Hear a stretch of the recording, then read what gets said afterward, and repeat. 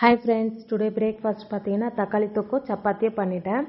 சரி, பண்ணி முடிச்சுட்டு அதுக்கப்புறம் நம்ம வந்து ஏபிசி மால்ட் வந்து ரெடி பண்ணலாம் குழந்தைங்களுக்கு அப்படி சொல்லிட்டு அதை தான் ரெடி பண்ணிட்டு இருந்தேன். ஆப்பிள் தான் திருகும் போது ரொம்ப ஜூஸியாக இருந்துச்சு. ஆனால் அது பிழிஞ்சால் தான் சீக்கிரமாக ட்ரை ஆகும். ஆனால் எனக்கு வந்து அது பிழிகிறதுக்கே மனசே வரல. ஃபுல் ஸ்ட்ரென்த்து எங்கே போயிடுமோ, கிடைக்காம போயிடுமோ அப்படின்னு சொல்லிட்டு சரி, அதனால் அது காயிற வரைக்கும் பொறுமையாக காயட்டும் அப்படின்னு சொல்லிட்டு அப்புறம் கேரட்டு, அதுக்கப்புறம் பீட்ரூட்டு எல்லாத்தையும் திருவி வெயிலில் வச்சுட்டேன்.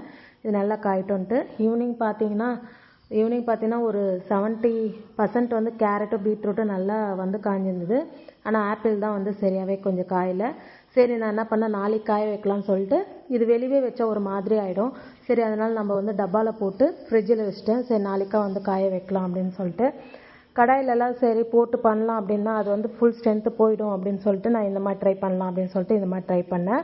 இன்னும் 1 days வந்து நான் உங்களுக்கு டிடி ஸ்பைசி சமையலில் ஃபுல் வீடியோஸில்